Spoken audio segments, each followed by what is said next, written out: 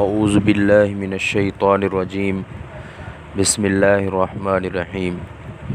یا ایھا النبی اذا جاءک المؤمنات، اے نبی جب آ جائیں آپ کے پاس ایمان والی عورتیں، یبایعنک وہ آپ سے بیعت کریں، وہ عورتیں آپ سے بیعت کریں اس بات پر لا یشرکن باللہ شیئا کہ وہ عورتیں اللہ کے ساتھ کسی کو شریک نہیں ٹھہرائیں گی، ولا یسرقن اور نہ ہی وہ عورتیں چوری کریں گی، ولا یزنین اور نہ ہی وہ عورتیں زنا کریں گی، ولا یقتلن اولادہن اور نہ ہی وہ عورتیں اپنی اولاد کو قتل کریں گی، ولا یأتین ببہتان اور نہ ہی وہ کسی پر بہتان لگائیں گی، یفترینہ بین ایدیہن وارجلہن کہ جس کو وہ گھاڑ لیں اپنے ہاتھوں اور پاؤں کے سامنے، ولا یعصینک فی معروف اور نہ ہی وہ عورتیں آپ کی کسی نیکی کے کام میں نافرمانی کریں گی، فبایعہن پس آپ ان کو بیعت کر لیں، واستغفر لہن اللہ اور ان کے لیے اللہ سے بخشش طلب کریں، ان اللہ غفور رحیم یقینا اللہ تعالیٰ معاف کرنے والے رحم کرنے والے ہیں۔ اے ایمان والو لا تتولوا مت دوستی کرو قوما ایسی قوم سے یہودی قوم مراد ہے، غضب اللہ علیہم جن پر اللہ کا غضب نازل ہوا، قد یئسوا من الآخرۃ تحقیق وہ یہودی مایوس ہو گئے آخرت سے، کما یئس الکفار من اصحاب القبور جیسا کہ مایوس ہو گئے کفار قبروں میں مدفون لوگوں سے۔ پیچھے جو ہجرت کر کے مدینہ منورہ عورتیں تشریف لاتی تھیں، نئی مسلمان ہوتی تھیں، ان کے امتحان کا ذکر تھا، بھی اس طریقے سے اس کا امتحان لیا جائے۔ اب یہاں ان کے ایمان کی تکمیل کے لیے ایک بیعت کا ذکر ہے، بھی ان سے بیعت بھی لی جائے، اور یہ بیعت صرف ان عورتوں سے نہیں لی گئی بلکہ مختلف موقعوں پر مختلف عورتوں سے یہ بیعت لی گئی۔ فتح مکہ کے موقع پر بھی حضور صلی اللہ علیہ وسلم نے عورتوں سے انہی باتوں پر بیعت لی تھی، اور اس موقع پہ ابو سفیان کی بیوی ہندہ بھی تھی۔ تو بہرحال یہ بیعت ہے۔ پیچھے جو جن عورتوں کا ذکر تھا بھی ان کا امتحان ہو گیا، تو اب ان کے ایمان کی تکمیل کے لیے، ان کے امتحان کی تکمیل کے لیے اس بیعت کا ذکر کیا جا رہا ہے، ان سے ان کاموں پر بیعت بھی لے لیں۔ ایک بات ذہن کے اندر رہے کہ مردوں کا بیعت کرنے کا طریقہ اور تھا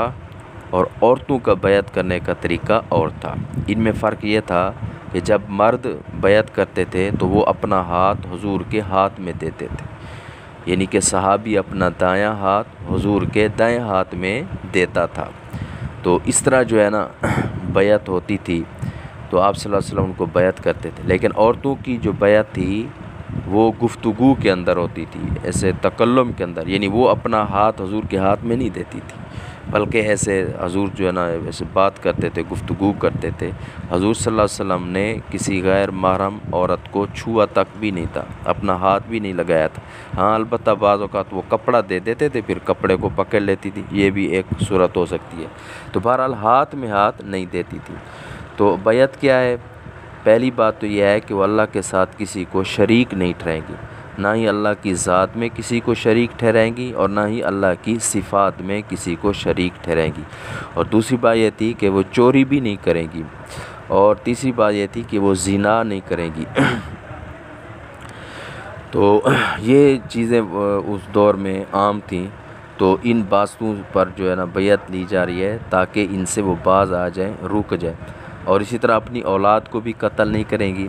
یہ قتل اولاد یہ مشہور ہے کہ مشرکین جو ہے نا اپنی اولاد کو قتل کر دیتے تھے۔ مفسرین اس کی دو وجہ لکھتے ہیں۔ ایک وجہ تو یہ لکھتے ہیں کہ بھی اگر یہ ہماری جو ہے نا بیٹی زندہ رہے گی، بچی زندہ رہے گی، تو ان کا خرچ اخراجات ہمارے اوپر بوجھ ہوگا، تو معاش میں مسائل پیدا ہوں گے، اس وجہ سے پیدا ہوتے اس کو قتل کر دیتے تھے۔ یا دوسری وجہ یہ تھی کہ آگے یہ بڑی ہوگی، بالغ ہوگی اور کسی کو جو ہے نا نکاح میں دینی پڑے گی، کوئی ہمارا داماد بنے گا، اور اس کو وہ آر سمجھتے تھے۔ حالانکہ وہ یہ نہیں سمجھتے تھے ہماری جو بیوی ہے یہ بھی تو کسی کی اولاد ہے، یہ کسی کی بیٹی تھی، یا ہم بھی تو کسی کے داماد ہیں۔ تو بہرحال یہ ان کی ایک اپنی سوچ تھی، ایک اپنا نظریہ تھا۔ تو یہاں بیعت میں یہ کہا جا رہا ہے کہ اولاد کو قتل نہیں کریں گی، ولا یاتین ببہتان، اور خاوند پر بہتان بھی نہیں لگے گی، اور نہ اسی طرح کسی اور پر بہتان لگے گی، نہ کسی مسلمان پر اور نہ ہی کسی کافر پر بہتان لگیں گی۔ بھی خاوند پر بہتان لگانے کی یہ صورتیں ہو سکتی تھیں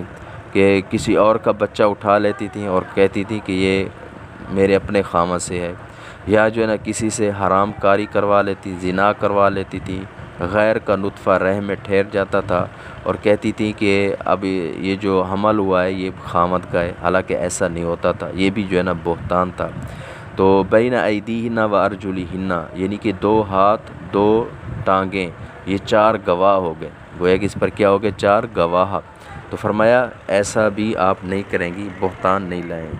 اور اسی طرح نیک کاموں میں حضور کی نافرمانی بھی نہیں کریں گی۔ حضور صلی اللہ علیہ وسلم نیکی کا جو بھی حکم کریں گے اس میں آپ کی اطاعت کریں گی، فرما برداری کریں گی، کیونکہ حدیث پاک کے اندر آتا ہے مخلوق کی اطاعت میں اللہ کی نافرمانی جائز نہیں ہے، مخلوق کی اطاعت میں اللہ کی نافرمانی جائز نہیں، حتیٰ کہ وہ نبی ہی کیوں نہ ہو۔ اگر نبی امتی کو نعوذ باللہ، نعوذ، ایسا ہو نہیں سکتا، یہ بعید ہے، محال ہے، ناممکن ہے، لیکن فرض کے درجے میں ہم فرض کر لیتے ہیں اگر نبی بھی اللہ کی نافرمانی کا کہے گا تو اس موقع پہ نبی کی بھی اطاعت جائز نہیں ہوگی۔ تو جب وہ ان باتوں پر بیعت کرنے کے لیے تیار ہو جائیں تو حضور کو حکم دیا جا رہا ہے آپ ان کو بیعت کر لیں اور ان کے لیے اللہ سے بخشش طلب کریں، سابقہ زندگی ان کی جیسے گزری اللہ تعالیٰ ان کو معاف کر دیں، کیونکہ اللہ تعالیٰ بخشنے والے، رحم کرنے والے ہیں۔ آگے آیت نمبر 13 میں مسلمانوں کو کہا جا رہا ہے لا تتولوا قوما، بھی آپ ایسی قوم سے دوستی نہ کریں غضب اللہ علیہم، جن پر اللہ کا غضب نازل ہوا۔ تو اللہ کا غضب یہودیوں پر نازل، یہ سورۃ فاتحہ کے اندر بالکل اینڈ میں آتا ہے غیر المغضوبی، بھی مغضوب لوگوں کا راستہ نہ دکھا، یعنی یہودیوں کا راستہ نہ دکھا۔ تو مغضوب سے قرآن مجید میں یہودی مراد ہیں۔ تو مسلمانوں کو کہا جا رہا ہے کہ بھی یہودیوں سے دوستی نہ لگاؤ، ان سے پینگے نہ بڑھاؤ، تو دلی طور پر ان کی طرف آپ کا رجحان نہ ہو، قلبی طور پر آپ کا رجحان نہ ہو۔ کیوں؟ وجہ یہ ہے کہ یہ یہودی جو ہے نا یہ آخرت سے نا امید ہو گئے ہیں، آخرت کے اندر اپنی نجات سے بالکل مایوس ہو چکے ہیں۔ بھی کیسے مایوس ہو چکے ہیں؟ جیسے قبروں میں مدفون کافر لوگ اپنی نجات سے مایوس ہو گئے، قبروں میں مدفون کافر لوگ اپنی نجات سے نا امید ہو گئے ہیں، تو ایسے ہی یہودی اپنی نجات کے بارے میں مایوس ہو چکے ہیں، آخرت کے ثواب کے بارے میں مایوس ہو چکے ہیں۔ ان کو پتہ ہے کہ ہم نے ضد، حسد، عناد کی وجہ سے رسول اللہ کی رسالت تسلیم نہیں کی، ان کی نبوت تسلیم نہیں کی، ان کو آخر خاتم النبیین تسلیم نہیں کیا، تو اس وجہ سے اب ہمارا انجام بھی اچھا نہیں ہوگا۔ اللہ رب العزت ہم سب کو قرآن و سنت سمجھنے کی اور اس پر صحیح عمل کرنے کی توفیق عطا فرمائے۔ وما علینا الا البلاغ۔